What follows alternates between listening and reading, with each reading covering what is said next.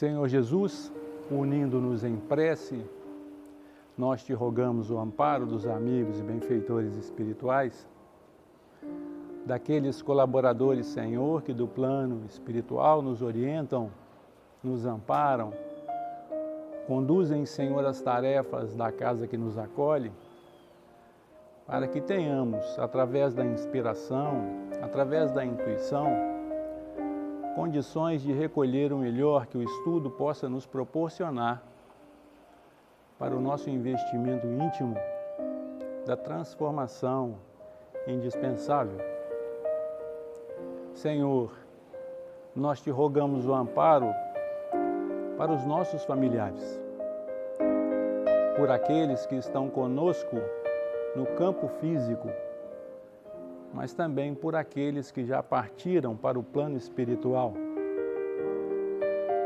para que de alguma forma, Senhor, eles possam sentir as nossas vibrações de carinho, de afeto, como forma de agradecimento pelo muito que temos recebido.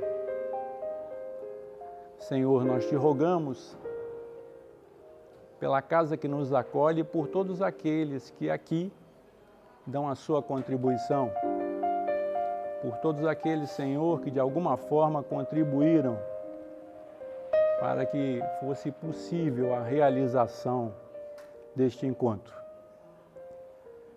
Que ao nos aproximarmos, Senhor, do momento de interromper a nossa tarefa, que possamos estar com a paz e a tranquilidade em nossos corações.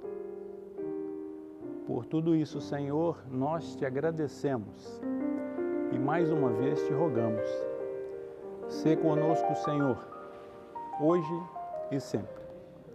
Que assim seja, graças a Deus. Então, a nossa proposta é o estudo do Livro dos Espíritos, baseando-nos nesta obra, Religião dos Espíritos, que nós temos feito o estudo sequencial. Então, hoje é a lição 37, o Guia Real.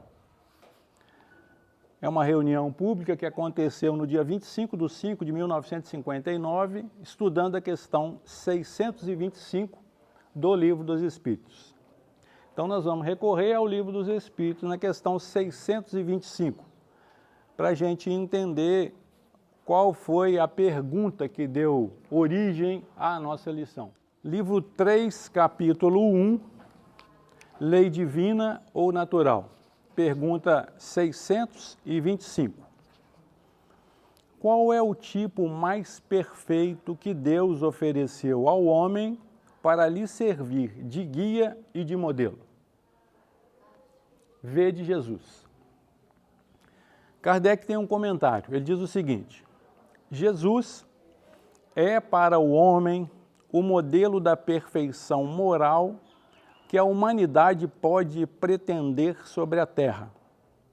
Deus nos oferece como o mais perfeito modelo e a doutrina que ensinou é a mais pura expressão da sua lei, porque ele estava animado de espírito divino e foi o ser mais puro que apareceu sobre a terra.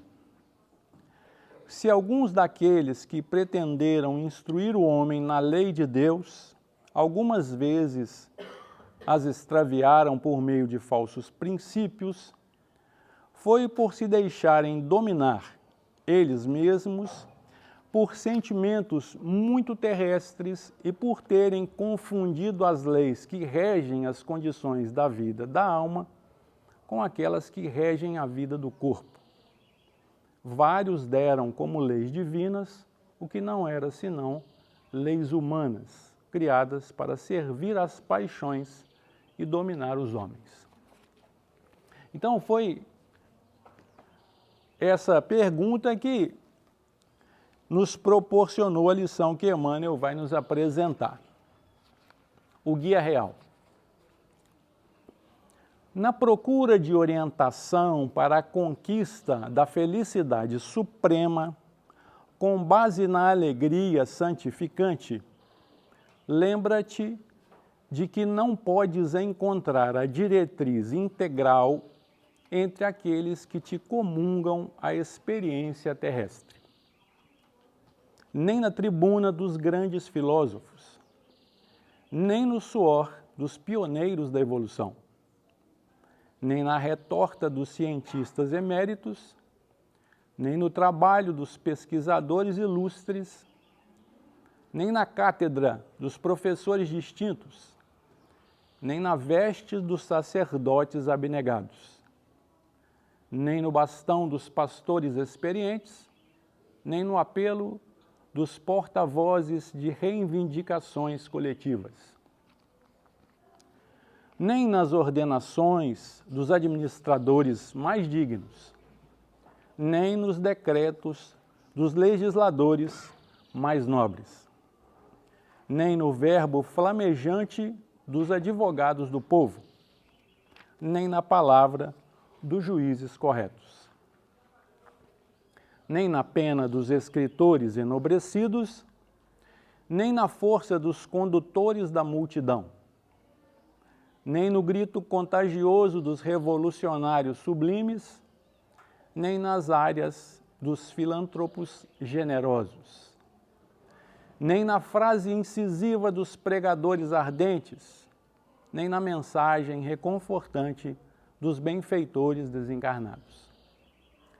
Em todos surpreenderás, em maior ou menor porção, defeito e virtude, fealdade e beleza, acertos e desacertos, sombras e luzes. Cada um deles algo te ensina, beneficiando-te de algum modo. Contudo, igualmente caminham vencendo com dificuldade a si mesmos.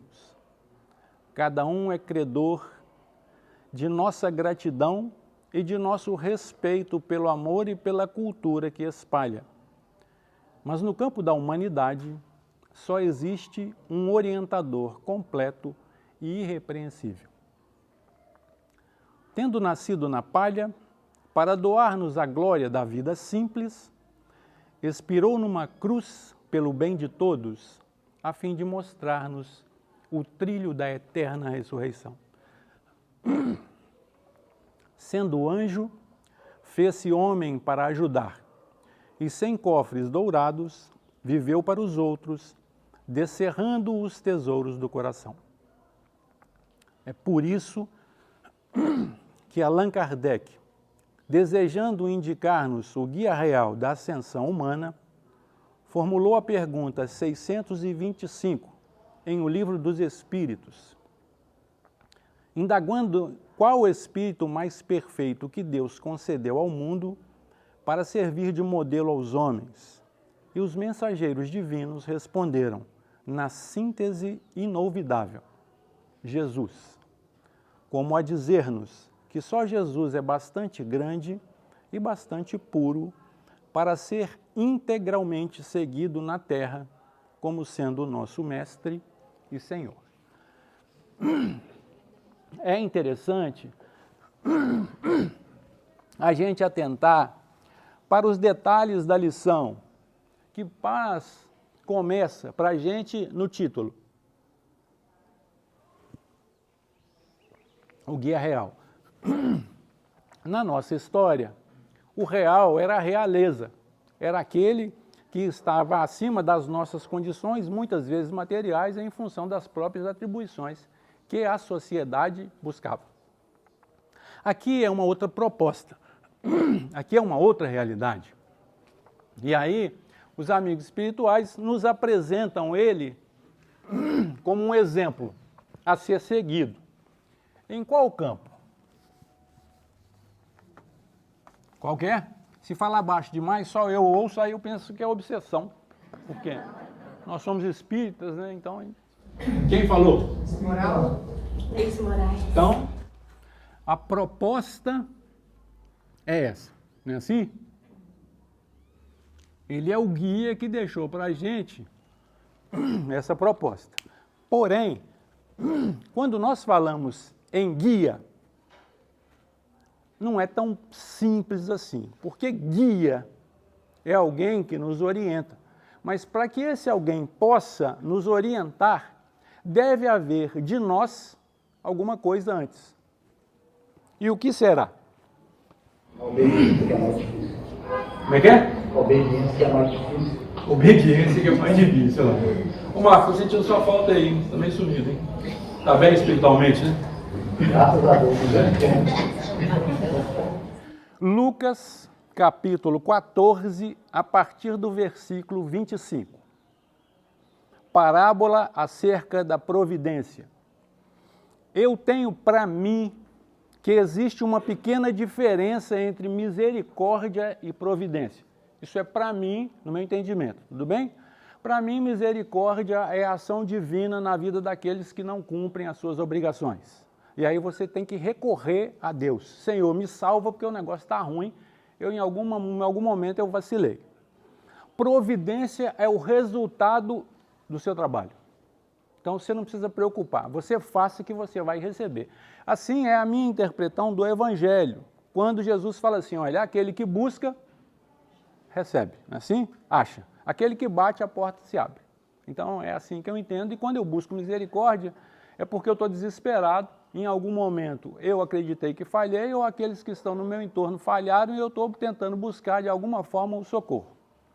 Nem sempre, hoje em dia, a misericórdia vem de maneira espiritual. Muitas vezes a misericórdia vem de maneira material. Então é interessante nós entendermos que, a partir do entendimento da doutrina espírita, que nos apresenta a vida como sendo uma expressão da nossa própria condição, é interessante a gente entender que quando Deus fala que nos impõe a encarnação com um objetivo, nós não podemos perder de vista esse objetivo. Então, o objetivo da criação de Deus não é o seu sofrimento, não é, o seu choro e ver você padecendo, não. Esse Deus foi um Deus que iniciou a nossa trajetória educativa. Então, no princípio, um Deus que falava para um conjunto, para uma família, Adão e Eva, formulando então a primeira família do universo. Depois um outro Deus, tudo isso apresentado por Moisés, nos seus 5 livros. Então Moisés vem então e apresenta para a gente um outro Deus, o Deus de Israel, o Deus do povo escolhido. E a gente percebe que são gerações, e as gerações se sucedem. E a cada vez que você retorna, você tem uma bagagem diferente, e por isso hoje você está na doutrina espírita. Você não está na igreja católica, você não está na igreja evangélica, você não está perdido por aí. Você está escolhendo. Por quê? Porque a cada geração você faz uma escolha diferente. E se é você quem faz a escolha, não sou eu que tenho que determinar o certo e o errado na sua vida. Então a gente começa a entender a doutrina espírita de uma maneira mais solta, mais à vontade, porque senão nós vamos ficar presos. Então o tempo passa e Jesus se apresenta. Jesus então vem fazer uma convocação. E aí ele fala para todos. Todos é muita gente. E aí ele fala com a gente assim, olha, eu não vim para os sãos, eu vim para os doentes. Normalmente o que nós estamos fazendo da nossa vida é esperando ficarmos sãos para buscar Jesus. Porque a nossa educação religiosa nos proibia de fazer isso no estado de doente em que nós nos encontrávamos. E ainda nos encontramos. Então, a nossa educação estabeleceu virtudes para falarmos com Deus. Mas era natural, porque era um Deus que falava para a sua família, depois era um Deus que falava para o seu povo. Mas quando Jesus se apresenta, ele vem para falar com os doentes.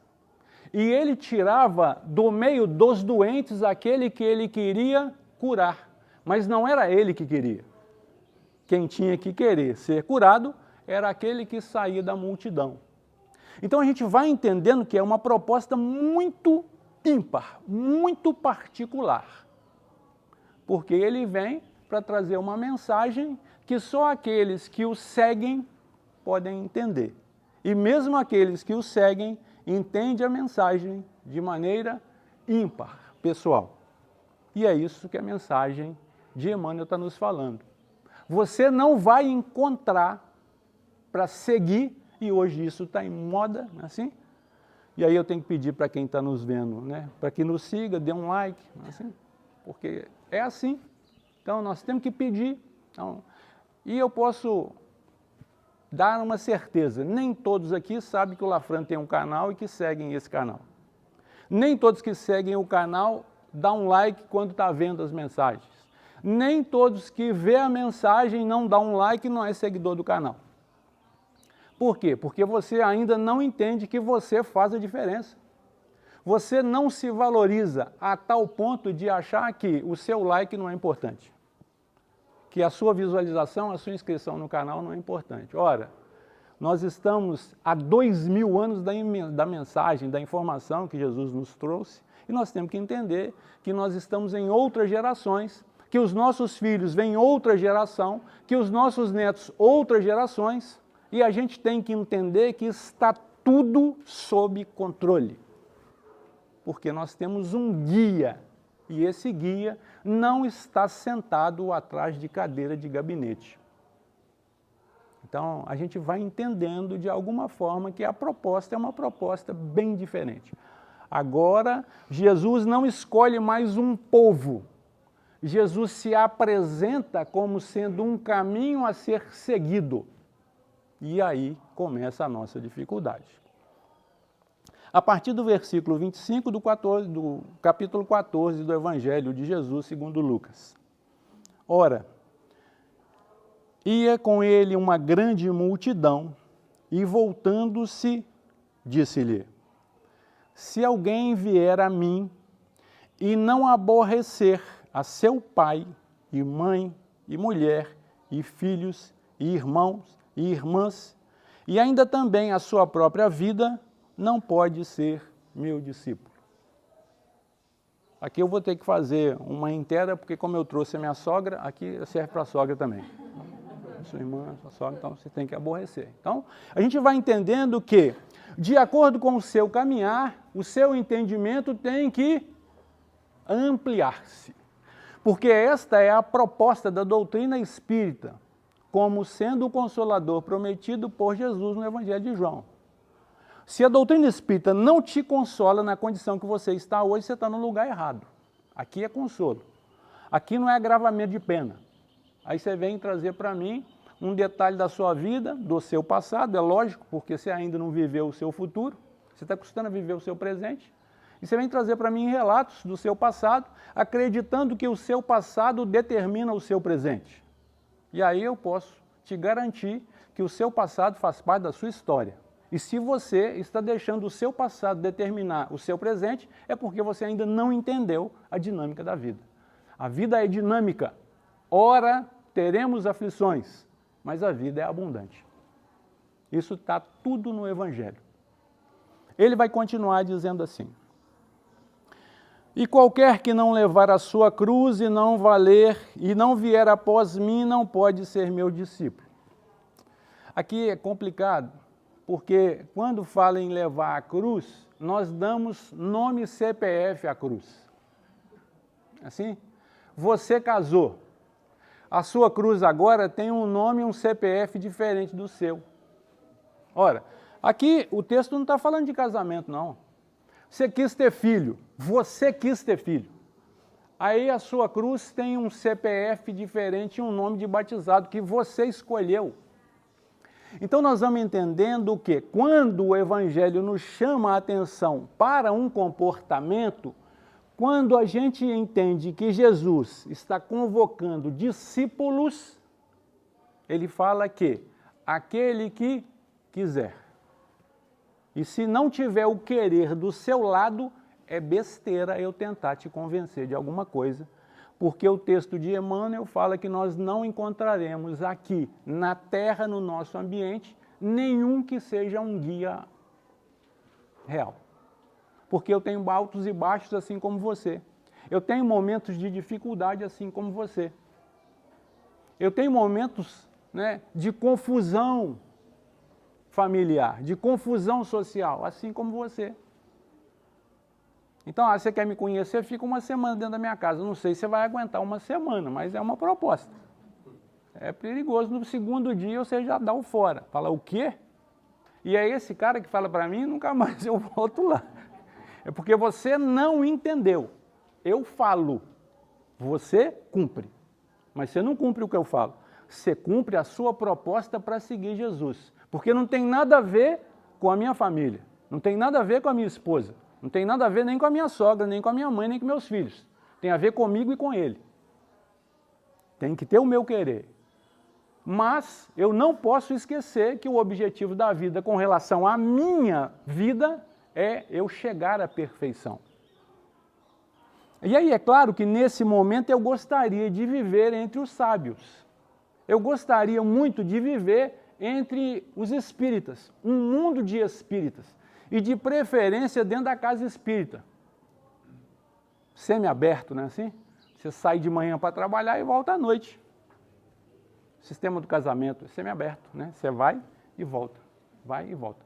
E se for fazer alguma movimentação fora desse horário, você tem que avisar, comunica, porque senão pode ficar ruim para você, não é assim? Vai, Marcos. Estava lembrando que a neurociência comprovando que Jesus falava sim, sim, não, não. Mentiroso e inveterado, isso leva muito o cérebro dele. Olha que coisa mais louca. E a questão do passado mudado aí, você lembra do Taiguara? Que o passado dá os presentes para o futuro. É totalmente diferente. Você está vendo? Contextualizar Jesus na sua vida. Esse é o seu objetivo. Né? Quando é que você está falando com ele? Só no momento de dificuldade? E no momento de alegria você não lembra de Jesus? Porque isso é natural também. A gente recorre quando o negócio já não dá mais. Primeiro você esgota todas as suas tentativas. Né? Deixa comigo que eu resolvo.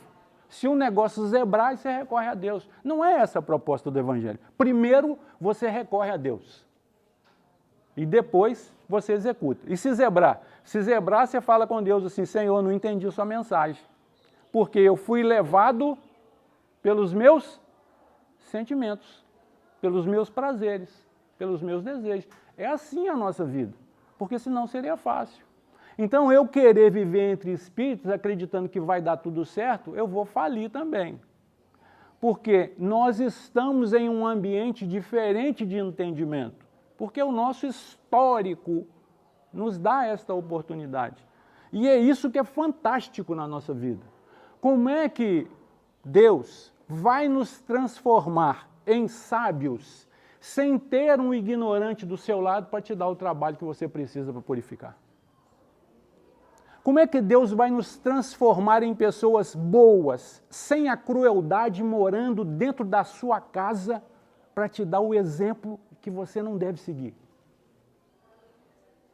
Como é que Deus vai transformar você numa pessoa melhor sem te dar condições de trabalhar no seu próprio aprimoramento? E aí nós vamos sentar na beirada do caminho e esperar as coisas acontecer. Porque até ontem, tudo o que acontecia na minha vida era, no popular, uma sacanagem de Deus na minha vida. Mas, Senhor, né, eu fiz a coisa toda certinha e está dando isso aqui. Eu não casei para isso aqui não, Senhor. É claro, ninguém casa para isso não. Você casa com sonhos. Isso é natural. Então, você casa fazendo planejamento. Ninguém sai de casa para errar. Todo mundo sai de casa para acertar. Agora, o seu histórico, a sua experiência, está em cima dos seus erros e não em cima dos seus acertos. Porque os seus acertos, muitas vezes, estão te deixando preso, confortável, sem querer fazer com que você mude. Isso é assim que eu entendo, ponto final. Porque o dia que você entender que esse acerto está te atrasando em função da sua visão, muitas vezes limitada, do seu comportamento, das suas ações, na ação do outro, você se liberta. Então o que está nos prendendo não é a ação do outro, é o meu julgamento, é a minha avaliação. E aí o mundo fica pesado, porque a proposta é aquele que quer, pega a sua cruz. É a sua cruz, não é a cruz de ninguém que está do seu lado convivendo com você, por mais que você possa alegar amor. porque a proposta de amor também foi avariada para o nosso conhecimento. Então, você tem que amar o seu próximo. Essa é a proposta de Jesus. Porém, você tem que entender português para você saber que quando Jesus manda você amar o seu próximo, primeiro você tem que se amar. Porque essa é uma proposta educativa. Mas nós nos perdemos. Ah, qual que é a proposta de Jesus? Ama o próximo. Mas ele deu a receita. Como é que você ama o seu próximo? Como a si mesmo. Mas amar a você está antes ou está depois do próximo? Porque nós podemos ficar meio perdidos, né? Ah, mas como é que é isso? É como você tivesse que fazer uma refeição e a proposta seria, você, depois que fizer a sua refeição, alimente o seu filho. O seu filho vai alimentar antes de você ou depois? Então essa é a proposta. Ama o seu próximo como a si mesmo. Como antes de amar o próximo, ame a você. Porque se você não se ama, você vai amar quem? Você não se valoriza, você vai valorizar quem? Então, a gente ficou perdido. Opa, e agora? Como é que eu vou fazer? Então, quando Jesus vem falando para nós que Ele é o guia real, Ele vai nos apresentar situações. Mas não tem condição, ou é assim ou não é. Isso não existe, nunca existiu. Nós é que implementamos condições, inclusive para amarmos e para sermos amados. Eu até te amo, mas se você não cumprir dessa forma, amanhã eu vou repensar se eu vou continuar te amando. Isso não é amor, isso é troca, isso é negócio. E o nosso casamento é baseado num negócio, é um contrato. E um contrato que muitas vezes você esquece que evoluindo você pode sentar de novo e fazer aditivos, porque é assim que os contratos funcionam. Não existe um contrato que você faz hoje e ele é de eterno. Só um contrato de vida, porque a vida é eterna. Então, você viveu, 4 anos sem filhos. Estava previsto no contrato? Não. Então vamos sentar e vamos renegociar. Aí veio o primeiro filho. Ótimo. Já apertou um bocado. Sim? Aí, você já fez um aditivo. Mas vem o segundo filho. E aí você toma um susto e fala, nossa, outro filho? Vamos sentar novamente. Estava previsto no contrato? Não, então vamos sentar. Como é que vai ser a vida dessa forma? Como é que vai ser a vida dessa maneira? E aí você vai reclamar que as coisas não estão funcionando, por quê? Por falta de diálogo, por falta de conversa. Vamos ajustar aqui, né, a nossa vida. Poxa, nós estamos há 30 anos juntos, nunca sentamos para fazer um aditivo contratual. Por quê? Nós fizemos um compromisso na igreja, um compromisso religioso, e esse compromisso é quando? Até quando? Até que a morte o separe. Gente, poxa, vamos pensar. Antigamente, o casamento durava pouco. Porque você vivia pouco, você vivia até 40 anos, então pensava, vai morrer nos 40 mesmo, eu vou ficar livre. Agora nós estamos vivendo cada vez mais, agora você está indo para 90. E se bobear, não é assim? Você vai depois de mim. Então eu tenho que torcer para que a minha mulher vá antes. Aí você pensa, mas isso é um absurdo? Não, não é um absurdo não. Se eu casei até que a morte nos separe, se ela for, eu estou livre do compromisso que eu fiz. Então a gente vai entendendo que é uma proposta bem atualizada. Aí nós estamos presos em entendimento. Não é na palavra, não. Nós estamos presos no entendimento. Porque o evangelho é claro. Mas é claro para quem? Para todos nós, de acordo com a nossa condição de entender. Por isso é que eu não posso colocar regra. Para você chegar aqui agora, se você não chegar até 15 para as 9, você não vai entrar mais. Imagina um negócio desse. Eu estou voltando aonde? Assim, lá atrás. Agora, você chegar aqui, você não pode mais falar com ninguém. Tem que sentar e se comportar. E eu vou determinar com qual roupa que você vai entrar. Então, ao invés de eu abrir, expandir, eu estou fechando, eu estou afunilando. Porque eu estou querendo modelar o seu comportamento. Mas a proposta da doutrina espírita é transformar a sua intimidade. E o seu comportamento é um problema particular seu, não é meu. Então a gente tem que ter essa capacidade de visão. Porque senão você vai sofrer dentro da sua própria casa. Não precisa ninguém colocar a cruz nas suas costas, não. Aí você está pensando no diabo, Satanás, coitado dele para ir na sua casa. Você está doido, só você consegue infernizar a sua casa toda. Você não precisa procurar nem obsessor, porque nós acreditamos em obsessor, né? Você não precisa de obsessor nenhum. Né? Você mesmo consegue tumultuar seu ambiente todinho. E o obsessor fica olhando e fala, o quê? Eu vou pular ali? Você está doido. Não vou, não. Então você vai entendendo a dinâmica. Vai lá, Bruno. De licença, só para ler uma mensagem da Joana de Ângeles, ela fala muito sobre isso. Não te preocupes mais e siga amando, que ao final dessa jornada, ao olhar para trás, perceberá que as pessoas, os problemas, e mesmo esse mundo nunca existiram como tu os via. Eles só foram colocados em torno de ti para te dar a oportunidade de evoluir enquanto espírito. Se veres assim, na consciência da imortalidade da sua essência divina, quando chegar o último dia desse corpo aqui na Terra, verás que a luta nunca foi contra o outro. O tempo inteiro foi entre você e você mesmo. O maior desafio da criatura humana é a própria criatura humana. Eu não combinei nada com ela não, tá? É bom deixar claro que eu não combinei. Então, para a gente entender como é que é a dinâmica, porque senão você vai ficar pensando assim, nossa, né? Quem foi que falou com o Augusto que eu ia lá hoje? Não é assim. Imaginem, né, a ginástica que os amigos espirituais fizeram para você estar aqui hoje. Pensando em Enem, né? Pensando em trabalho, né? Hoje eu estou num plantão, que eu vou até às 4 horas da tarde, tenho que sair daqui voando. E aí, quando eu fui assumir o plantão, eu falei assim, olha, eu tenho um compromisso até às 10, e o meu horário começa às 10. Então, eu não vou abrir mão, porque a minha escala era no sábado, e aí me trocaram.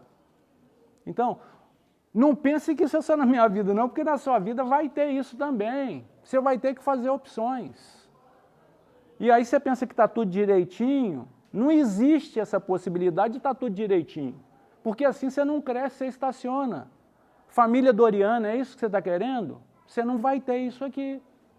Porque nós estamos em um momento de evolução.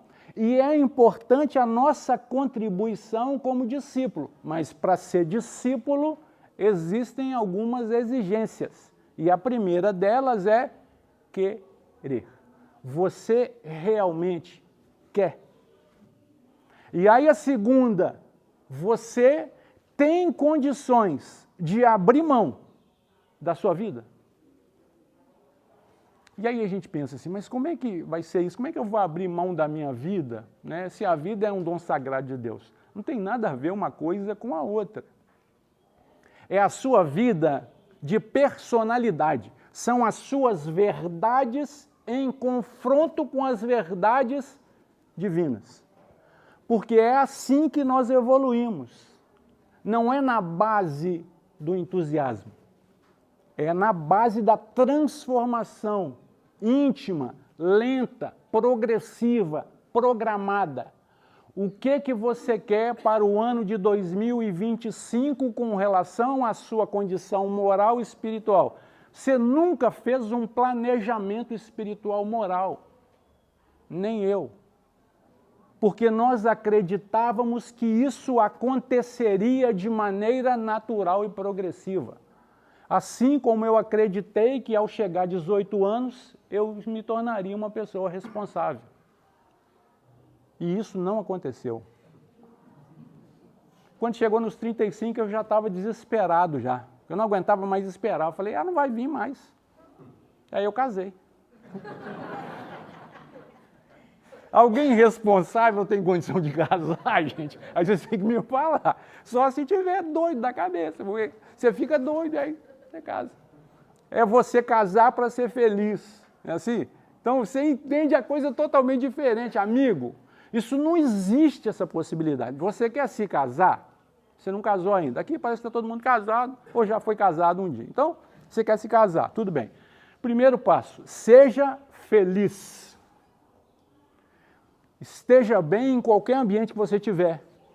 Porque aí você pode se juntar a outra pessoa, você pode se unir a outra pessoa. Porque se a coisa não der muito certo, você vai continuar sendo feliz.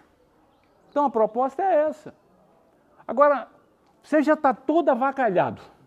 O outro está todo avacalhado. Aí junta esse trem. E o pior, depois ainda tem filho.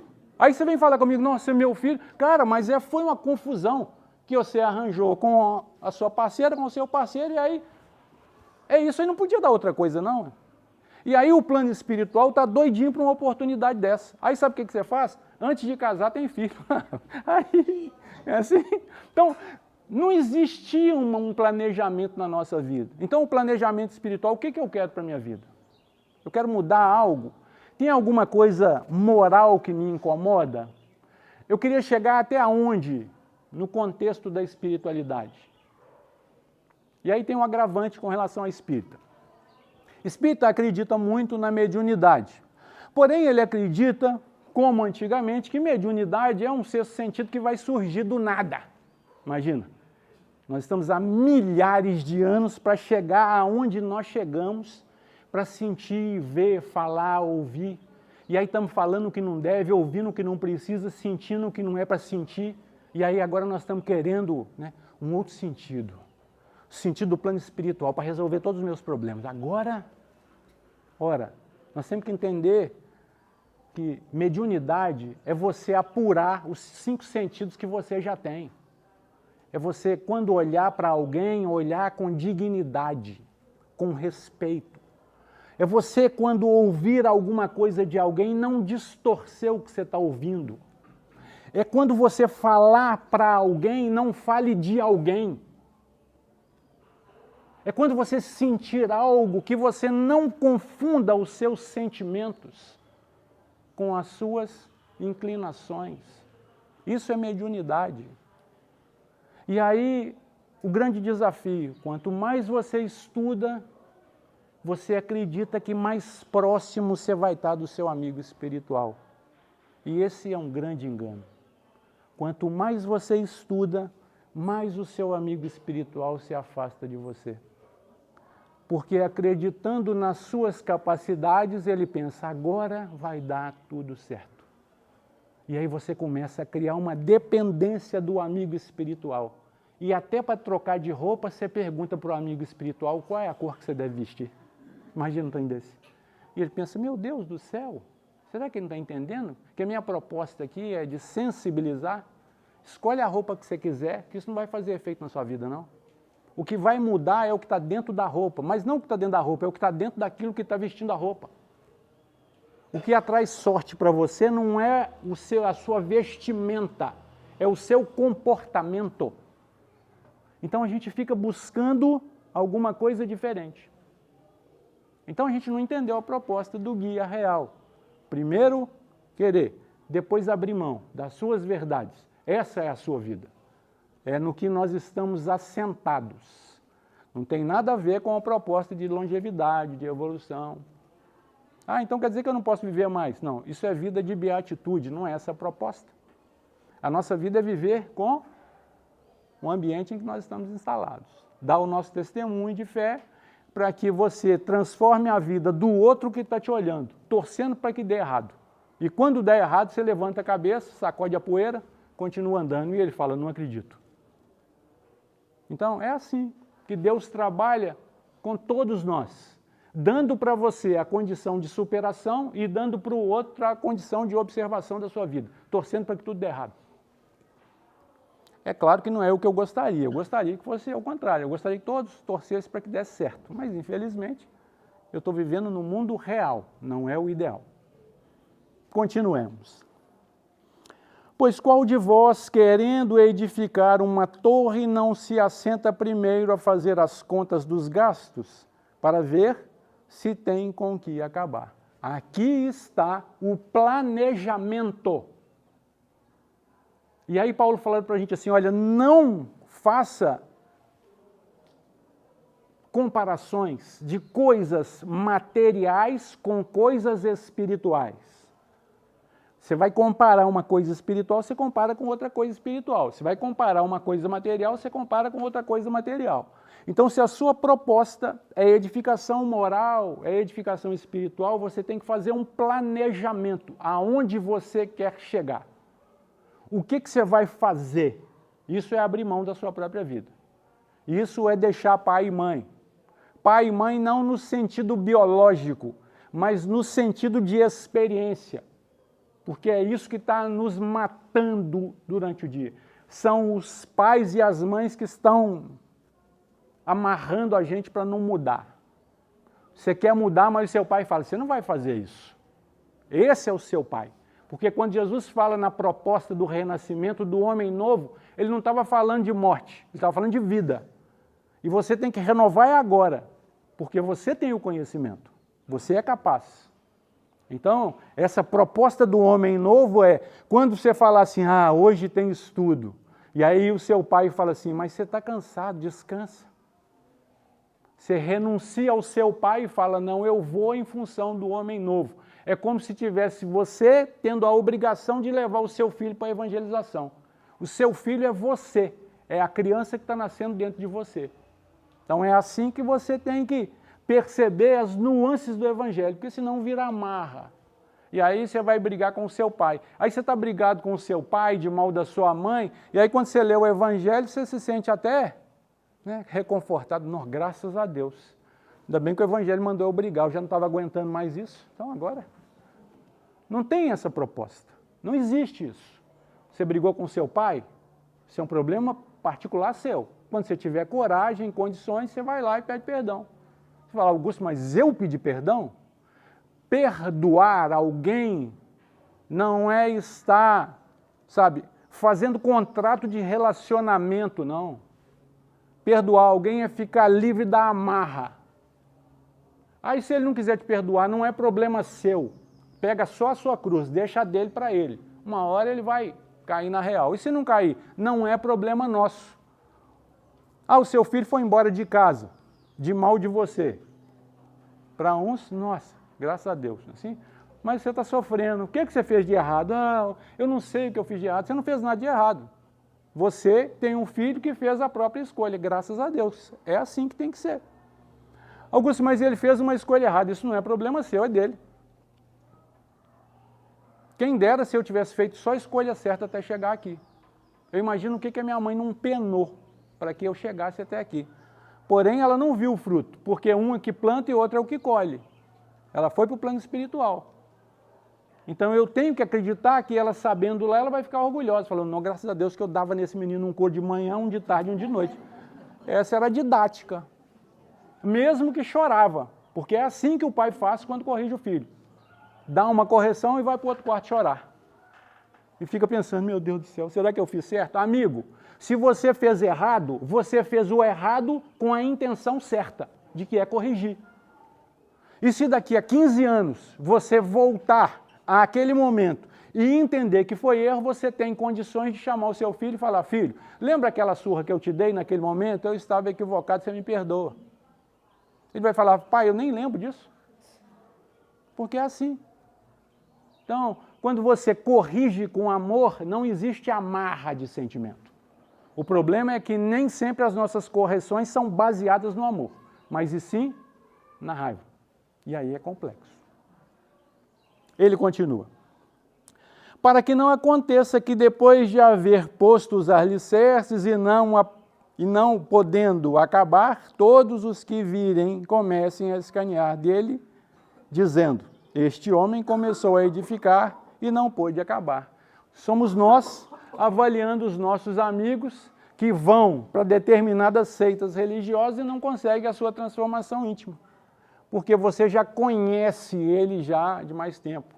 E o nosso julgamento é, agora ele acredita que ele vai salvar o mundo porque está indo para a igreja. Cuidado que vai. E não é o seu julgamento, a sua avaliação que vai mudar a vida dele. Porque a nossa avaliação na vida do outro tem pouco ou nada de significado. Assim como a avaliação do outro na sua vida. Tem pouco ou nenhuma importância. Então quem determina isso é você. O que o outro está pensando de mim? O que o outro está pensando de mim é o que ele pode pensar. O que muda a minha vida é o meu comportamento. Não são os atos. Não são os momentos. Uma palestra pública não muda o meu comportamento. O meu comportamento é avaliado na minha casa. Lá é que é o jogo duro. Lá a pessoa te conhece e fica de olhando atrás da porta para ver se você vai levantar a tampa do vaso. Sim? Quando você sai do banheiro, vai lá no banheiro para ver se você deu a descarga. É assim.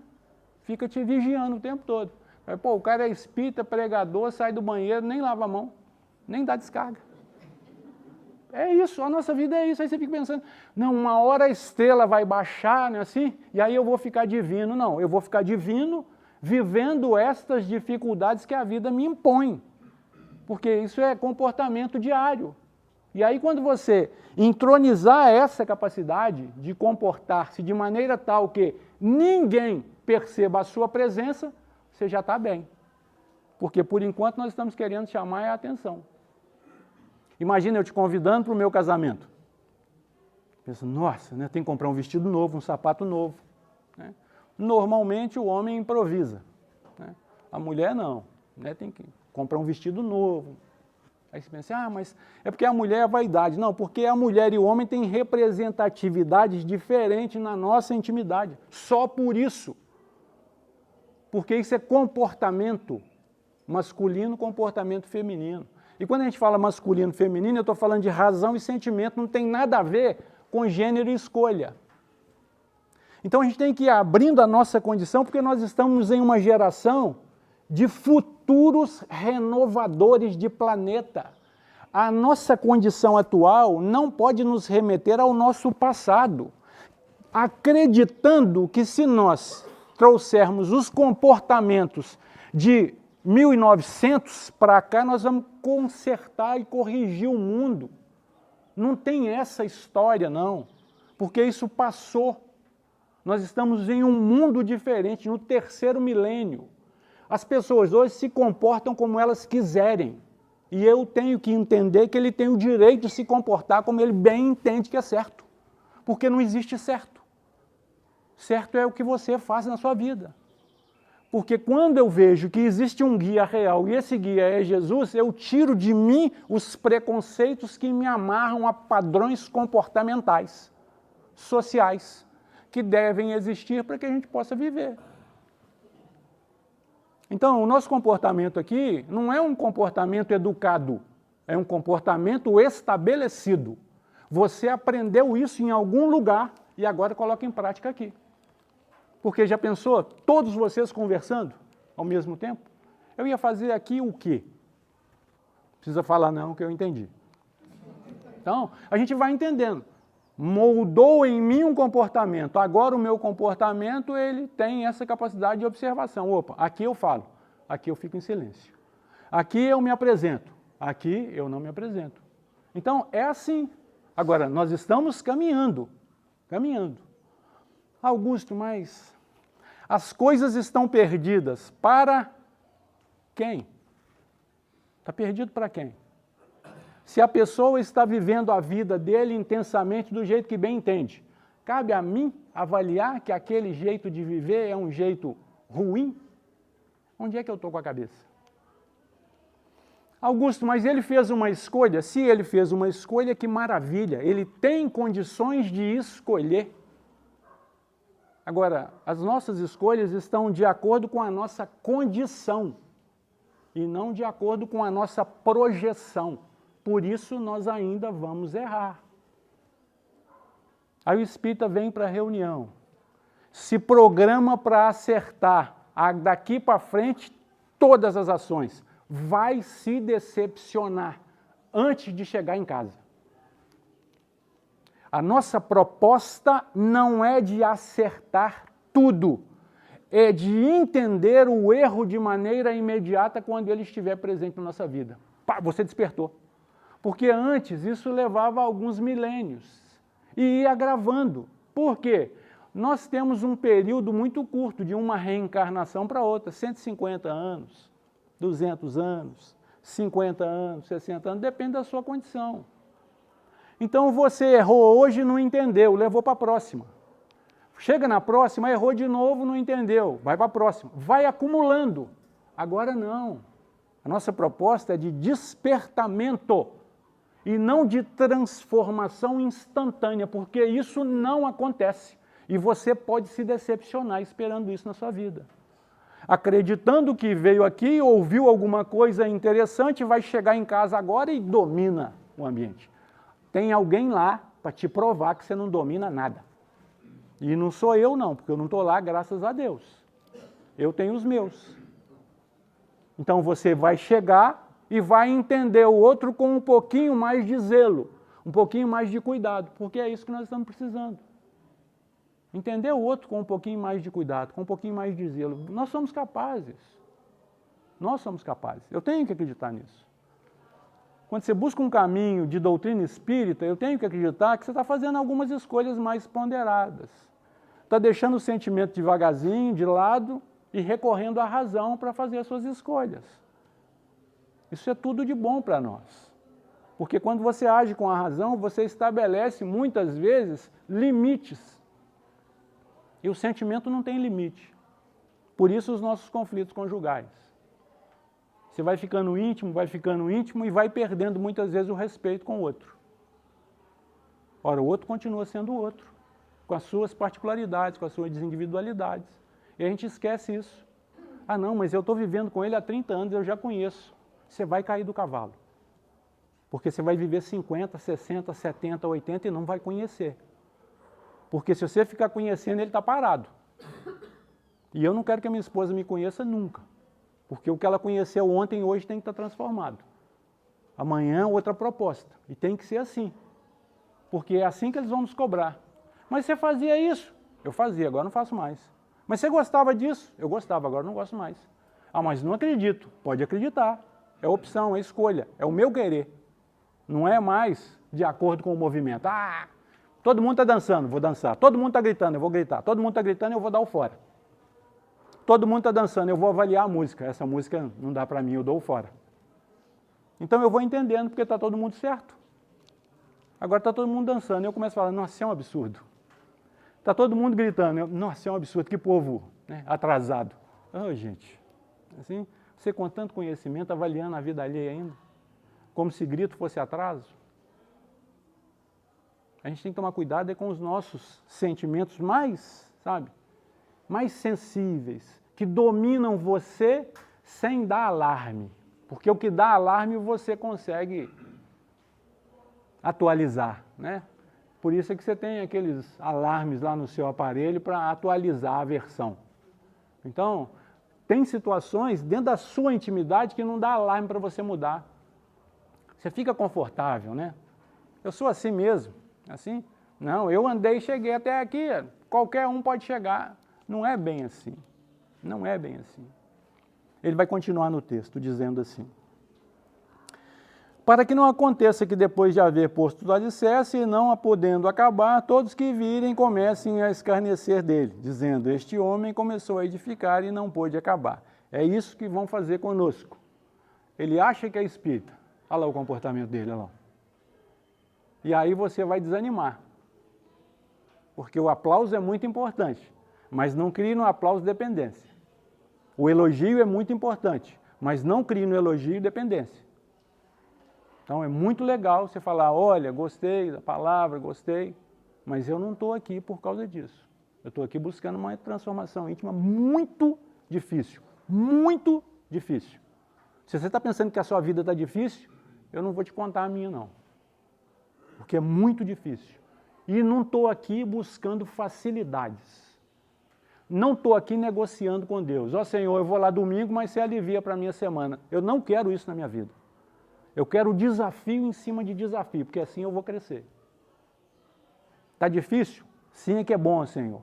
Porque quando você falou dos desafios, você falou, não coloca o fardo pesado em ombro fraco. É sinal que ele acredita em mim. Está ruim para você? É sinal que ele acredita em você. Está pesado? É sinal que ele acredita em você. Seu filho está dando problema? É sinal que você está no lugar certo. O filho tinha que ser seu mesmo. Se fosse meu, eu já estava doido. Ah, seu marido está dando problema? Graças a Deus casou com você. Porque você tem condição de estabelecer um novo comportamento. E a partir do seu comportamento, você muda o seu entorno. Para não falar que você muda a sua vida. E ele continua. Ou qual é o rei que, indo à guerra pelejar contra outro rei, não se assenta primeiro a tomar conselho sobre se com 10.000 pode sair ao encontro de quem vem contra ele com 20.000? É você se preparando para casar sem fazer estudo de campo. Um rei em um reinado, casando com outro rei, dentro de um outro reinado. Uma rainha. Um reinando num canto, outro reinando no outro. Aí vocês vão se juntar. Mas você não faz um planejamento, você não faz um estudo de campo. Hoje em dia não dá nem tempo, mas antigamente a gente namorava, né? Hoje em dia não tem isso mais. Você namorava, ia na casa da menina, aí daí a 3 meses você tinha autorização para dormir lá. Eu não sei se todos aqui passaram por isso. Então, meus exemplos já não estão nem servindo mais. Está difícil. Então, você faz um estudo de campo. Por quê? Porque é dois clãs diferentes que vão se unir E muitas vezes tem guerreiros ali doidos para te derrubar. Mas você não fez, né? Ah, eu vou casar com uma família de gente boa. Ótimo. Reza para dar tudo certo. Mas eu vou te garantir que no meio desse gente boa vai ter um que não é tão bom assim não. Porque tem que ter a cerejinha do bolo. Tem que ter alguém ali para destoar. E aí eu vou ter que fazer muita pressa e pedir muito a Deus para que esse alguém que destoa não seja você. Porque senão o outro já está tirando tudo que os outros precisam para a coisa continuar dando certo lá. Você vai lá e casa, o pessoal faz festa. Sabe essas festas? O pai faz questão de pagar tudo. Cara, você está levando algo, né? Graças a Deus. Os irmãos até colaboram com a festa, né? Assim, não, deixa que eu pago isso, eu pago aquilo outro. Por quê? Agora eu fico livre desse trem. Porém, antes de sair de casa, você fala com seu pai assim, pai, não desfaz o quarto, não. Você fez uma rota de fuga, né? Assim? Porque as pessoas hoje casam assim, ó, eu vou casar, mas se não der certo... Gente, que casamento é esse? Senta primeiro, se programa. Ah, vamos fazer um test drive aqui, vamos ficar 15 anos casados? Você já se programou. Então você fez um contrato com termo, né? Onde vai terminar 15 anos. Então você pode sair daquela pregação religiosa que impõe em você até a morte, até que a morte o separe. Aí vem a minha esposa, casada em igreja católica, que se transformou em espírita, assim como eu, e pergunta para mim, e depois que a gente morrer? Eu falei para ela, mas depois que eu morrer, eu casei com você até que a morte o separe. Quando eu morrer, você não vai me ver, eu vou desaparecer. Porque querendo fazer compromisso depois. Espera aí, gente, eu sou espírita agora. Quando eu casei, foi o padre que falou. Agora, o padre fala pouco na minha vida. Então a gente vai entendendo a dinâmica. Opa, eu vou construir com você agora, porque eu tenho um contrato. Então vamos construir, vamos edificar, vamos aparar arestas. Tem como eu aparar todas as arestas nessa vida? Tem ou não tem? Não tem mesmo. Então fica feliz com o que você tem, tá bom? Cuida do que você tem. Acredita que essa pessoa vai melhorar. E se ele não melhorar, você se empenha em melhore você, porque ele está te dando oportunidade. Quanto mais chato for o seu companheiro, a sua companheira, o seu filho, o seu vizinho, mais oportunidade você tem de ficar melhor do que ele. De não repetir as mesmas coisas que você condena. Porque essa é a proposta do Guia Real. Você quer vir?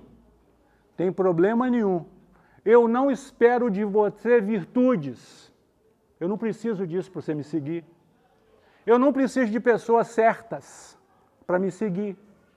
Eu não preciso de pessoas sãs para me seguir, porque a minha proposta aqui é para os doentes. Mas para você se considerar como um doente, você já tem que ter superado uma fase. Porque o pior doente é aquele que não reconhece a doença. Então esse é teimoso, esse é difícil. Nem para tomar remédio presta. Então muitas vezes nós estamos nessa condição. Então a proposta de Jesus é para a gente, é para nós. Ele não está esperando de nós virtudes, porque as nossas virtudes são construídas no tempo. Então a gente vai entendendo. São propostas de renovação. E ele continua. Ou qual é o rei que indo à guerra já foi? De outra maneira, estando o outro ainda longe, manda embaixadores e pede condições de paz. Assim, pois, qualquer de vós que não renuncia a tudo quanto tem, não pode ser meu discípulo. Bom é o sal, mas se o sal degenerar, com que se há de salgar? Nem presta para a terra, nem para o montouro, lança-o fora. Quem tem ouvidos para ouvir, que ouça. Então, na nossa mensagem, é uma proposta de renovação, não é uma proposta de santificação. Está difícil para você? Que ótimo. Você está entendendo a dificuldade? Qual que é o objetivo da dificuldade na sua vida? Nunca foi para te derrubar, sempre foi para te estimular. Essa é a proposta de Deus. Aquele Deus vingador que vingava os nossos defeitos até na 4ª geração, nunca existiu, mas naquele momento era o que a gente precisava, porque nós éramos teimosos. Aquele Deus que cuidava só de um povo nunca existiu, mas era necessário para a gente naquele momento, porque nós gostamos disso, dos nossos clãs. Por isso, até hoje, nós protegemos os nossos familiares. Não estamos errados, não. Porém, isso vai mudar. Mas vem um Deus diferente, um Deus que anuncia ser o Pai. Pai é aquele que cuida, é aquele que educa, é aquele que promove, é aquele que dá oportunidade para que você se renove. Esse é o Pai. Esse é o nosso Deus. E esse Deus, de tão bom, enviou o seu Filho. E esse Filho falou para a gente, você quer me seguir? Pega a sua cruz e vem comigo. Renuncia ao que você é, ao que te trouxe aqui, com todas as dificuldades, porque agora eu vou promover você a uma vida nova. A proposta da doutrina espírita é sermos felizes agora, com o que nós temos, acreditando que o nosso futuro está sendo construído agora e que o nosso passado, se tem muito débito, eu vou sentar e vou negociar, porque é isso que Deus está me ensinando. Senta, negocia e fala o seguinte, Senhor, eu tenho que pagar muito. Vamos parcelar isso a perder de vista, porque eu não quero sofrer não. Porque você falou para mim que eu teria vida e vida em abundância. Você falou para mim que eu teria dificuldades. No mundo tereis aflições. Porém, Senhor, eu entendo a necessidade das aflições. Porém, eu acredito na abundância da vida. E por isso eu vou te seguir, porque eu acredito que posso. Essa é a nossa proposta. Acredite em você. Você pode. Você é filho de Deus. O homem novo está nascendo aí. Cuide bem dele. E assim nós fazemos o nosso agradecimento para fazer a nossa prece. Vamos lá?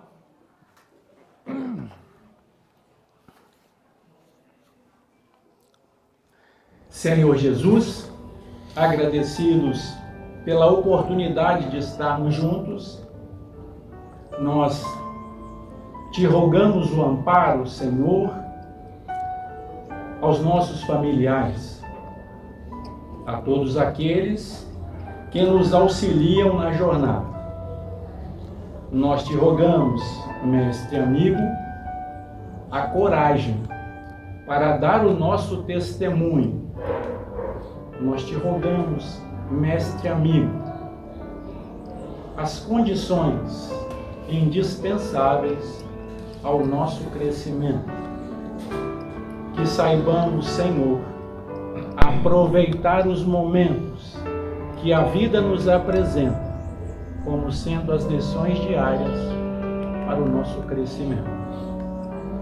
Senhor, nós te rogamos, permita, mestre amigo, que tenhamos condições de dar o nosso testemunho de fé, onde quer que nos encontremos, hoje e sempre. Que assim seja, graças a Deus.